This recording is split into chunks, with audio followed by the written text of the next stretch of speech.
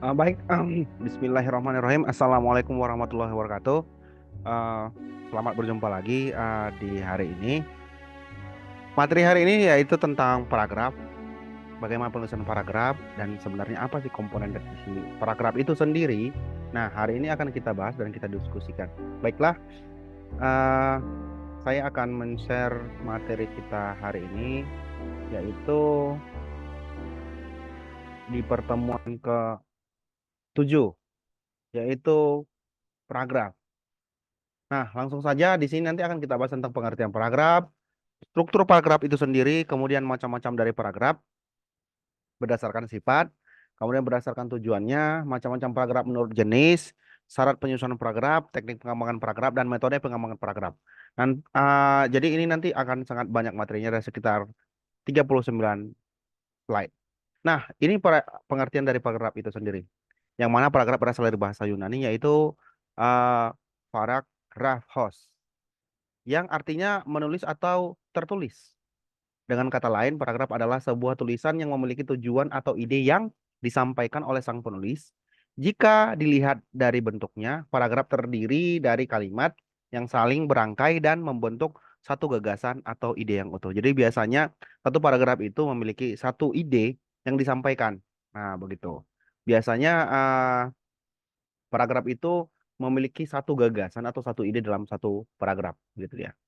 Nah, selanjutnya struktur paragraf. Nah, struktur paragraf di sini yaitu terdiri atas kalimat topik dan kalimat pokok dan kalimat penjelas atau kalimat pendukung. Kalimat topik merupakan kalimat terpenting yang berisi ide pokok alinea, sedangkan kalimat penjelas berfungsi untuk menjelaskan atau untuk mendukung ide utama. Nah, bagaimana bentuk dari kalimat topik atau kalimat pokok dan bagaimana pula bentuk kalimat penjelas atau kalimat pendukung berikut akan kita lihat. Nah, ciri-ciri kalimat topik atau kalimat utama atau kalimat pokok yaitu kalimat utama mengandung suatu permasalahan yang bisa dikembangkan secara terperinci. Kemudian kalimat utama merupakan suatu kalimat yang utuh atau bisa berdiri sendiri tanpa ada penghubung, baik penghubung antara kalimat maupun penghubung intra kalimat. Kemudian yang ketiga, biasanya kalimat utama terletak di awal paragraf. Namun pada kalimat induktif, kalimat utama terletak di akhir suatu paragraf dan biasanya menggunakan kata-kata berupa sebagai kesimpulan, jadi, dengan demikian, begitu. Nah, kemudian mempunyai inti yang jelas walaupun tanpa dihubungkan dengan kalimat lain. Oke, kemudian selanjutnya kalimat penjelas, kalimat pendukungnya gitu. Nah, berupa pendukung atau suatu utama yang atau kalimat utama yang menyajikan deskripsi. Jadi berupa suatu pendukung suatu kalimat utama yang menyajikan deskripsi, contoh perbandingan, alasan, penjelas mengenai topik yang dibahas. Kemudian yang kedua merupakan kalimat yang tidak dapat berdiri sendiri. Kemudian kalimat penjelas memerlukan kata-kata penghubung seperti bahkan, contohnya. Terlebih lagi, misalnya, contohnya, dan lain-lain. Kalimat penjelas membutuhkan kata penghubung agar suatu paragraf menjadi koheren, nyambung maksudnya, atau berkesinambungan antar kalimat. Nah, begitu. Nah, ini contohnya, rekan-rekan semua. Demam berdarah merupakan ancaman bagi manusia di seluruh belahan dunia. Banyak kasus demam berdarah yang terjadi di seluruh dunia. Jumlah kasus demam berdarah yang paling tinggi ditempati oleh Asia, terutama di Asia Timur dan Selatan. Hal ini disebabkan oleh curah hujan yang sangat tinggi sehingga memungkinkan nyamuk degul berkembang. Sedangkan Australia dan Amerika menempati peringkat kedua dan ketiga dalam kasus demam berdarah. Jumlah kasus demam berdarah di benua ini lebih kecil karena letak geografis dan iklim yang membuat nyamuk degu susah untuk berkembang. Pada paragraf di atas, semua kalimat membicarakan tentang demam berdarah berdasarkan ciri-ciri ciri-ciri yang telah kita pelajari sebelumnya pada slide tadi. Kita bisa melihat kalimat pertama merupakan sebuah kalimat yang utuh, sedangkan kalimat setelahnya bersifat pendukung dengan memberikan contoh, alasan, bukti yang merupakan ciri dari kalimat penjelas. Jadi bisa dipastikan bahwa kalimat utama pada paragraf di atas ada pada kalimat pertama. Sehingga paragraf ini disebut sebagai paragraf deduktif. Nah, kalimat utama, demam berdarah merupakan ancaman bagi manusia di seluruh dunia. Nah, kalimat penjelasan ada di kalimat keduanya, yaitu tadi di bawahnya. Oke.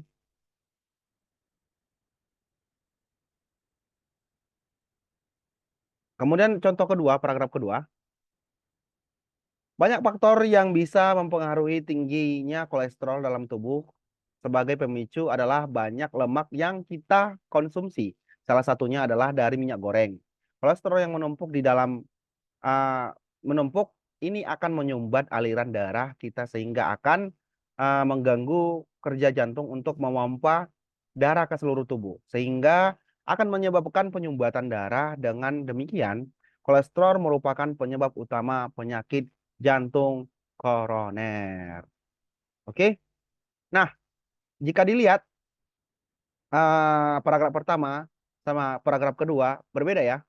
Kalimat utamanya itu kalau paragraf pertama itu di awal, kalau kalimat kedua, kalau paragraf kedua itu kalimat utamanya ada di akhir begitu. Oke. Nah, ini selanjutnya macam-macam paragraf berdasarkan isinya, yang mana nanti ada itu isinya eksposisi, argumentasi, deskripsi, persuasi, dan narasi. Nah, kalau isinya eksposisi itu berisi uraian atau penjelasan tentang suatu topik dengan tujuan memberi informasi. Kalau eksposisi memberi informasi. Kemudian kalau argumentasi itu lebih kepada memberikan alasan, berikan uraian yang bertujuan untuk membuktikan kebenaran suatu pendapat, kesimpulan dengan fakta dan data. Kemudian kalau deskripsi itu memberikan gambaran mengenai suatu hal atau keadaan.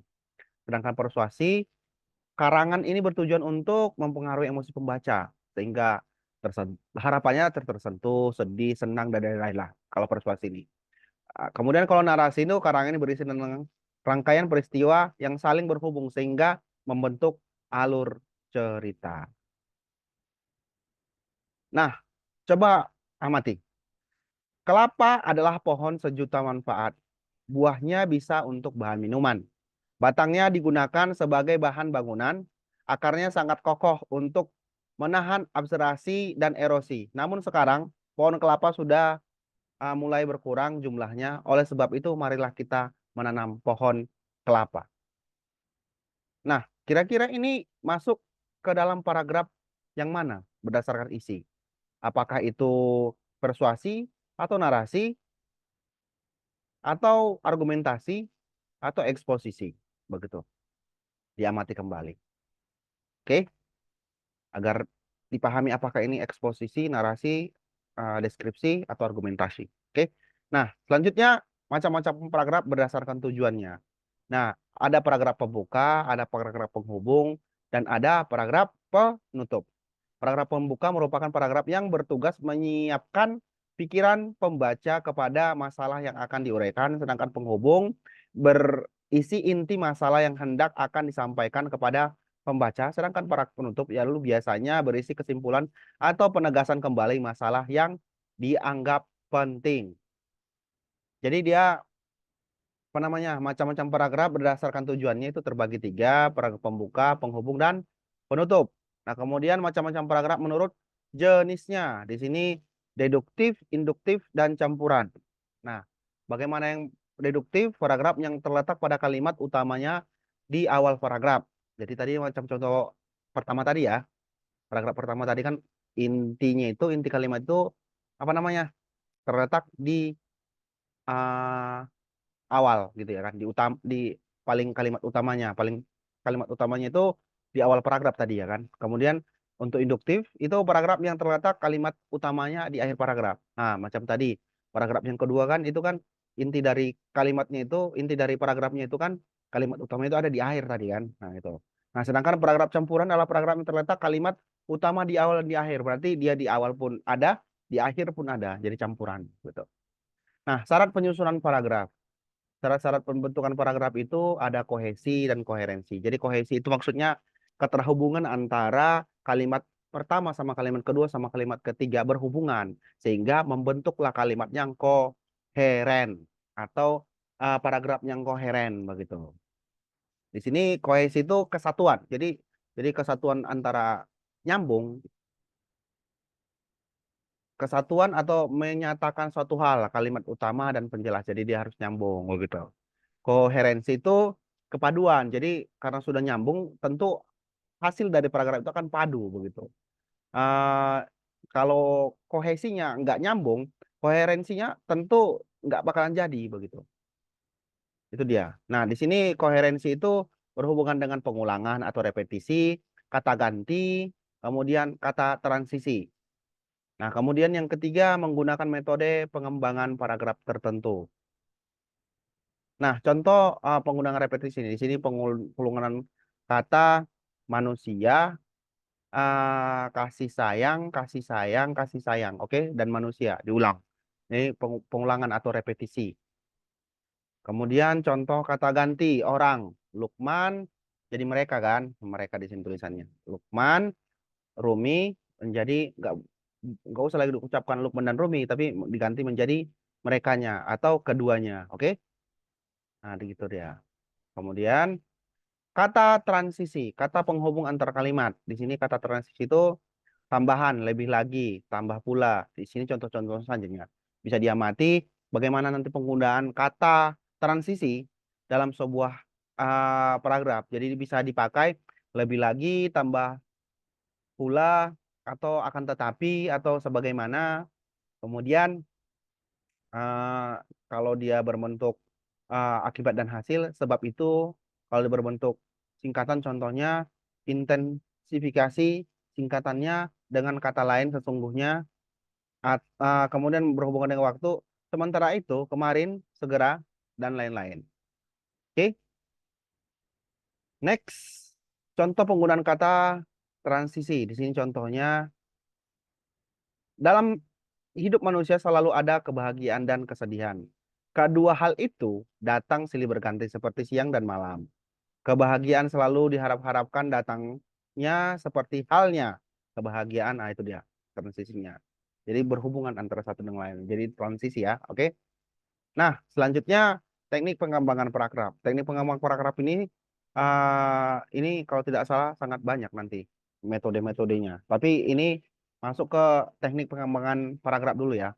Nah, yang pertama itu secara ilmiah. Paragraf dapat diubah secara ilmiah dengan dasar pada urutan waktu dan urutan ruang. Kemudian umum dan khusus. Bentuk khusus, uh, umum dan khusus. Bentuk umum khusus meletakkan gagasan utama di awal paragraf, sedangkan bentuk khusus ke umum itu meletakkan gagasan utama di akhir paragraf. Oke. Nah, kemudian klimaks dan anti klimaks. Gagasan bahwa disusun sedemikian rupa sehingga setiap gagasan berikut lebih tinggi kepentingannya daripada gagasan sebelumnya. Perhatikan penulisan terhadap gagasan yang berikutnya selalu lebih besar daripada gagasan sebelumnya. Sedangkan urutannya sebaliknya dinamakan anti klimaks, dari klimaks dan anti klimaks. Nah, ini metode pengembangan paragraf. Metode pengembangan paragraf ini sangat banyak sekali. Ada metode klimaks anti klimaks, metode pandangan, metode perbandingan, analogi, kemudian metode contoh, metode proses, sebab akibat, umum khusus, klasifikasi, definisi luas. Nah, ini dia klimaks anti klimaks metodenya. Jadi dia contohnya ada di sini. Nanti dibaca lagi bagaimana klimaks anti klimaks. Sebenarnya penjelasannya sudah sangat mudahnya dipahami karena memang contoh-contohnya kan jelasnya ada di sini. Nah, ini metode pandangan, pengembangan gagasan dengan cara memandang sesuatu. Kemudian metode perbandingan, pengembangannya gagasan dengan menunjukkan persamaan dan perbedaan objek. Jadi dia dibanding-bandingkan lah ya. Kemudian analogi, dibuat sebuah ilustrasi, contoh-contoh, begitu kira-kira. Terus pengembangan gagasan dengan contoh. Ini ah, memberikan bukan hanya contoh, tapi yang dipahami secara umum begitu. Jadi contohnya itu yang dipahami secara umum begitu. Proses. Di sini pengembangan gagasan dengan mengemukakan tindakan perbuatan peristiwa. Rincian, tahapan, detail, tahapan. Oke. Nah, kemudian metode sebab akibat. Ini yang A-nya, nanti yang B-nya lagi. Di sini pengembangan gagasan berupa rincian-rincian akibat suatu sebab. Ini contohnya. Kemudian metode sebab akibat, pengembangan gagasan berupa rincian-rincian sebab akibat juga. Nah, contohnya di sampingnya. Oke. Nah, metode umum ke khusus. Pengembangan gagasan dengan cara mulai dari hal-hal yang umum ke hal-hal yang khusus. Contohnya ada di situ pengembangan gagasan dengan cara mulai dari hal-hal yang khusus ke hal-hal yang umum. Khusus ke umum. Tadi umum ke khusus, ini khususnya masuk ke menjadi ke umum begitu. Nah, metode klasifikasi. Pengembang gagasan dengan cara mengelompokkan objek pemilihan objek yang memiliki persamaan. Jadi diklasifikasikan, di kelompok-kelompokan atau dikooptasi-kooptasi, dikotak-kotakkan kan gitu lah. Nah, metode definisi luas. Pengembangan gagasan dengan cara memberi keterangan atau arti suatu istilah secara luas. Nah, ini penjelasannya di kolom ketiganya ini. Oke? Nah, selanjutnya fungsi paragraf. Fungsi paragraf itu eh, mengekspresikan pikiran orang penulis dalam bentuk kalimat yang disusun secara logis, membantu pembaca dalam memahami isi dari satu jalan cerita, kemudian memudahkan penulis dalam menyusun gagasan, kemudian membantu penulis untuk mengembangkan ide secara sistematis, memudahkan pengarang dalam mengembangkan topik dalam bentuk karangan, kemudian yang terakhir dapat menjadikan sebuah pengantar ide, transisi, isi, atau penutup dalam sebuah karangan. Nah, fungsi paragraf terbagi menjadi tiga: paragraf pembuka, paragraf pengembang, dan paragraf penutup. Nah, ini yang terakhir, paragraf pembuka itu apa? Paragrafnya berfungsi sebagai pengantar sebelum sampai pada pokok pembicara.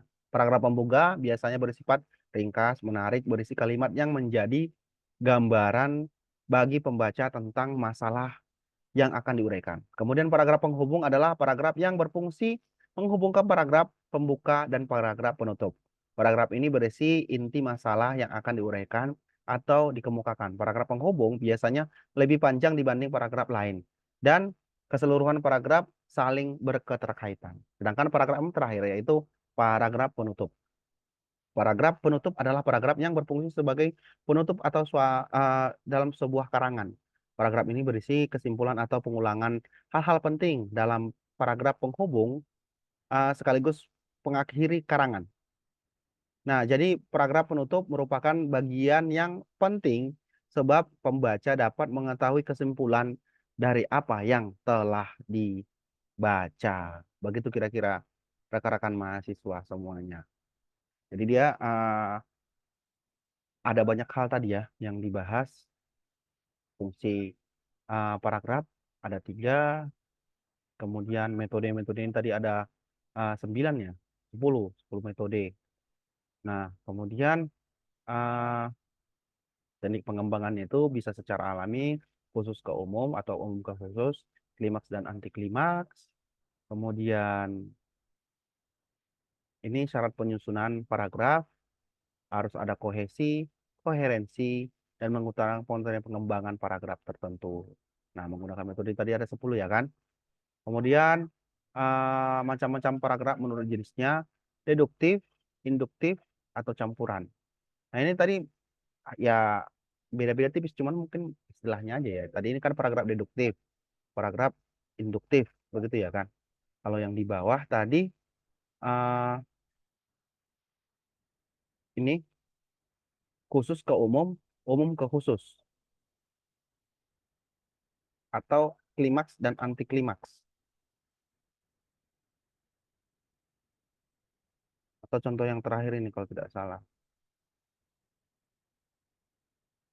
paragraf pengembang. Di sini mau kalau tidak salah tadi itu ya, bagaimana mengembangkan masuk ke ini yang poin ke-8, umum dan khusus ya kan, khusus ke umum. Nah begitu itu sama seperti deduktif dan induktif juga itu sebenarnya kalau diamat-amati ya gitu. Jadi dia menjelaskan dulu baru langsung ke intinya begitu. Nah kalau ada sebagian intinya dulu baru penjelasan pemaparan begitu. Nah, ini pembuka, penghubung, dan penutup untuk macam-macam paragraf berdasarkan tujuannya. Ini tadi kalau tidak salah juga seperti slide yang terakhir ya, paragraf berdasarkan tujuannya. Nah, ini jenis-jenis berdasarkan isinya ada eksposisi, argumentasi, deskripsi, persuasi, dan narasi. Nah, ini tadi contohnya ya. Baik, sekian saja rekan-rekan mahasiswa diskusi atau penjelasan walaupun secara singkat ya, tapi materi nanti bisa kalian download lagi di e-learning untuk dipahami, dibaca lebih rinci lagi. Baiklah rekan-rekan semua, mungkin sekian saja pertemuan kita. Saya akhiri wabillahi taufiq wal hidayah. Assalamualaikum warahmatullahi wabarakatuh. Selamat berjumpa lagi.